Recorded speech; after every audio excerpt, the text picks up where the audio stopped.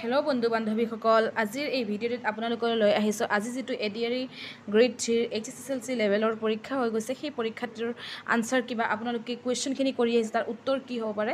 বিভিন্ন ধৰণৰ কুৱেশ্যন আহিছে।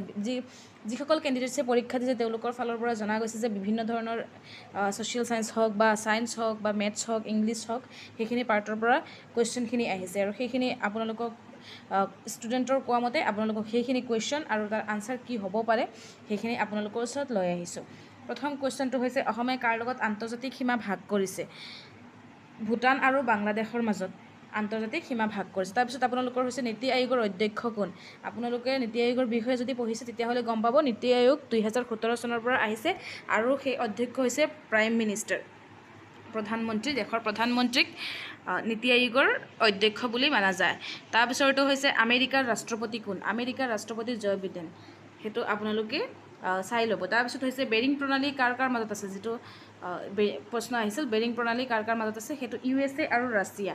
USA, আমেৰিকা আৰু ৰাছিয়াৰ মাজতে বেৰিং প্ৰণালী আছে। তাৰপিছত আপোনালোকে চাব পাৰে ৱাৰ মেম'ৰিয়েল ক'ত আছে? ৱাৰ মেম'ৰিয়েল দিল্লীত আছে। তাৰপিছত ৰন্ধু হাজৰিকাৰ প্ৰকৃত নাম কি? কুমুদ চন্দ্ৰ হাজৰিকা।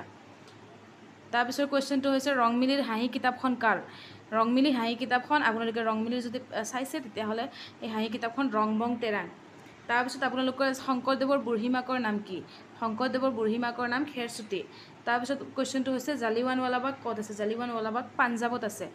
তাৰপিছৰ কুৱেশ্যনটো হৈছে ৰাষ্ট্ৰপতিৰ শপত গ্ৰহণ কোনে কৰে? CGI, মুখ্য ন্যায়াধীশে। আপোনালোকৰ এই প্ৰশ্নটোৰ উত্তৰ হৈছে মুখ্য ন্যায়াধীশে ৰাষ্ট্ৰপতিৰ শপত গ্ৰহণ কৰে। তাৰপিছত হৈছে ভাৰতবৰ্ষৰ পশ্চিমৰ ৰাজ্যখনৰ নাম কি? ভাৰতবৰ্ষৰ পশ্চিমৰ ৰাজ্যখন হৈছে গুজৰাট। তাৰপিছৰ প্ৰশ্নটো হৈছে ৰাজ্যসভাৰ অধ্যক্ষতা কোনে কৰে? ৰাজ্যসভাৰ অধ্যক্ষতা ভাইচ প্ৰেছিডেণ্টে কৰে। উপসভাপতিয়ে ৰাজ্যসভাৰ অধ্যক্ষতা কৰে।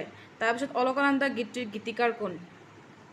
অলকানন্দা গীতিৰ গীতিকাৰ হৈছে মৈত্ৰেয়ী পাটাৰ। তাৰপিছত বসুন্ধৰা আঁচনিখন কিহৰ সৈতে জড়িত?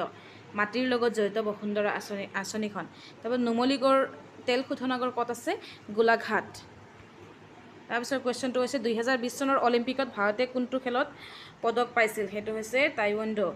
তাৰপিছত নেক্সট কুৱেশ্যনটো হৈছে কুলু দশেৰা উৎসৱটো কাৰ? হিমাচল প্ৰদেশৰ। তাৰপিছত আহোমৰ শেষ ৰাজধানী ক'ত আছিল? যোৰহাট। তাৰপিছত হৈছে নেক্সট কুৱেশ্যন, কাঞ্চীপুৰম খাৰী ক'ত নিৰ্মাণ কৰা হয়? তামিলনাডুত কাঞ্চীপুৰম খাৰী নিৰ্মাণ কৰা হয়। চিলভাৰৰ সাংকেতিক চিহ্ন কি? AG। তাৰপিছত কোষৰ শক্তিৰ ভঁৰাল কি? মাইটকণ্ড্ৰিয়া। তাৰপিছত নেক্সট কুৱেশ্যনটো হৈছে শান্তশিষ্ট হৃষ্টপুষ্ট কোনে ৰচনা কৰিছিল? ভৱেন্দ্ৰনাথ শইকীয়া।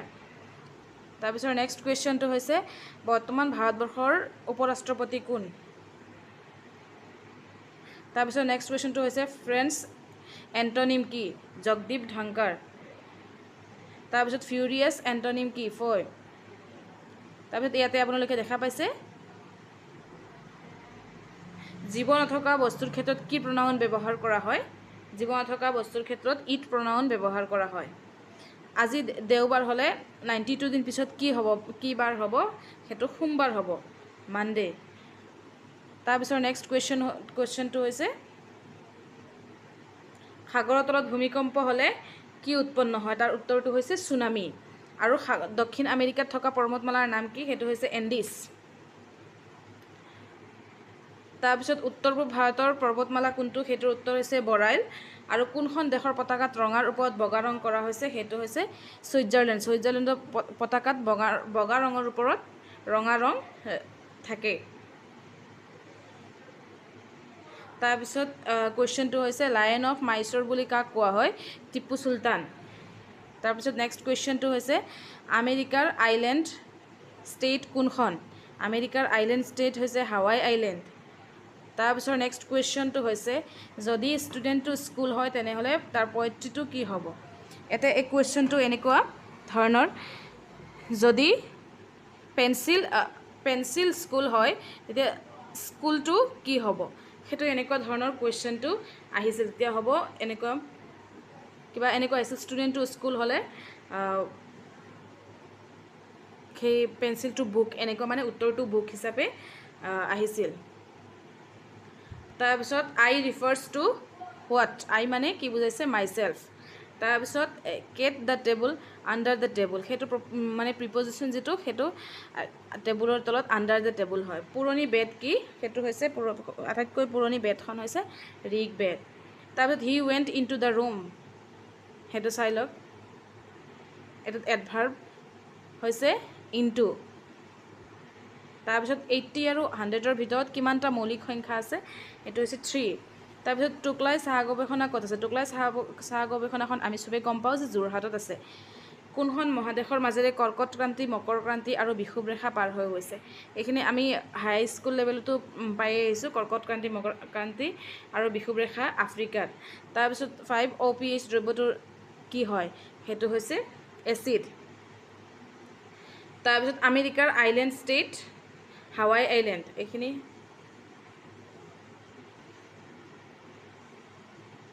ৰ'ব। তাৰপিছত চাই লওক তলৰ কোনটো class 1 lever? Seesaws, crowbars, scissors, wheel and axle. তাৰপিছত আমেৰিকাৰ, এইখিনি হৈ গৈছে এইখিনি। তাৰপিছতখিনি চাব পাৰে। গ্ৰীণলেণ্ড কোনখন মহাদেশত আছে? গ্ৰীণলেণ্ড কোনখন মহাদেশত আছে? নৰ্থ আমেৰিকা আৰু ইউৰোপ।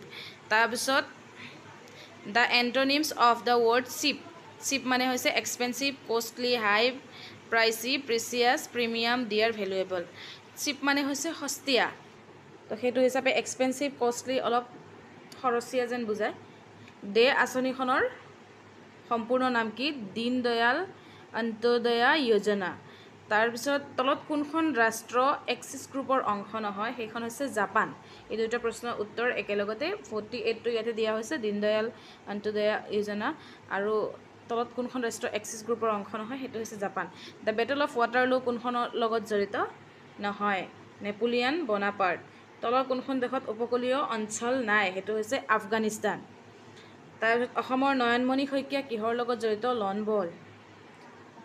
তলত কোনটো ইণ্ডাছ ভেলী চাইট? সেইটো হৈছে মহেঞ্জোদাৰো। তাৰপিছত চেন্নাইৰ পৰা গুৱাহাটীলৈ আহিলে কোনটো দিশত আহিব? সেইটো উত্তৰ পূব হৈ আহিব লাগে, উত্তৰ পূৰ্বাঞ্চল পাৰ হৈ আহিব লাগে। তাৰপিছত দীপা কৰ্মকাৰ কি খেলৰ লগত জড়িত? সেইটো জিমনেষ্টিক্স। আৰু hyphen a pronunciation mark that looks like a dash. Bhairabkunda a tri junction of Bhutan, Assam, Arunachal Pradesh. আপোনালোকে ভৈৰৱকুণ্ডখন সেই ওদালগুৰিৰ সেইপিনে গ'লে আপোনালোকে ভৈৰৱকুণ্ড মানে কি জাংচন, কি ট্ৰাই জাংচন ক'ৰ মাজত আছে? অসম, ভূটান আৰু অৰুণাচল প্ৰদেশৰ মাজত আছে। তাৰপিছত Angkor Wat temple complex at, আনচাৰটো হ'ব Angkor near Siem Reap, Cambodia. তাৰপিছত হৈছে the collective nouns for dogs, সেইটো হৈছে লিটাৰ, কেনেল, পেক। তাৰপিছত সেইটো কুৱেশ্যনটো হৈছে, সেই কুৱেশ্যনটো এনেকুৱা আছিল 2x = 32 x = 5, সেনেকুৱা কুৱেশ্যনটো আছিল। তাৰপিছত ইয়াৰ উপৰিও আপোনালোকৰ কিছুমান সংখ্যা আহিছে, কিছুমান এনেকুৱা সংখ্যাৰ ওপৰত কুৱেশ্যন আহিছে যিখিনি ইয়াতে দিয়া নাই, কিন্তু কুৱেশ্যনটো ৰোমান সংখ্যা XCIৰ মান কিমান সেইটো আহিছে। তাৰপিছত ভেলু অফ √3√82 সেইটো আহিছে। তাৰপিছত আপোনালোকৰ এই গ্ৰেভিটি নিউটনৰ ওপৰত এটা কুৱেশ্যন আহিছিল, সেইটো আপোনালোকৰ মানে বহুত কেণ্ডিডেটছে কৈছে এনেকুৱা কুৱেশ্যন আহিছে। তাৰপিছত এটা কুৱেশ্যন আহিছে A:B = 3, then 144 A:36 B = what, সেইটো এটা কুৱেশ্যন আহিছিল। আৰু এটা কুৱেশ্যন আহিছিল যদি মেডিকেণ্টৰ দ্বাৰা কি শব্দ লিখিব পাৰি, যেনেকৈ মেডিকেল লিখিব পাৰি। তাৰপিছত ৰিয়াৰ = 42, ডিয়াৰ = 28, টিয়াৰ = 44, তো কোনটো ভুল হ'ব? এনেকুৱা ধৰণৰ এটা কুৱেশ্যন আহিছিল। আৰু এটা কুৱেশ্যন আহিছিল ৰবটিক্স যদি মানে ৰবটিক্স ROBOTICS যদি OROBITSC হয়, তেন্তে প্ৰজেক্টছটো কি হ'ব? সেইটো আপোনালোকৰ যিটো নাম্বাৰ চিৰিজ আছে সেই হিচাপে আপোনালোকে সেইটো হিচাপে আহিছে। এনেকুৱা ধৰণৰ কিছুমান কুৱেশ্যন আপোনালোকৰ পৰীক্ষাত আহিছে। আপোনালোকে আৰু কমেণ্ট কৰি জনাবচোন আৰু কেনেকুৱা ধৰণৰ কুৱেশ্যন আহিছে, আৰু আপোনালোকে যিখিনি কুৱেশ্যন আনচাৰ পাইছে আপোনালোকৰ কিমান কাৰেক্ট হৈছে, কিমানটা কাৰেক্ট হৈছে বা কিমান ৰং হৈছে, সেইখিনি আপোনালোকে কমেণ্ট কৰি নিশ্চয় জনাব। আৰু যদি ভিডিঅ'টি ভাল লাগিছে তেতিয়াহ'লে আপোনালোকে লাইক, শ্বেয়াৰ আৰু ছাবস্ক্ৰাইব কৰিব নাপাহৰিব। ধন্যবাদ।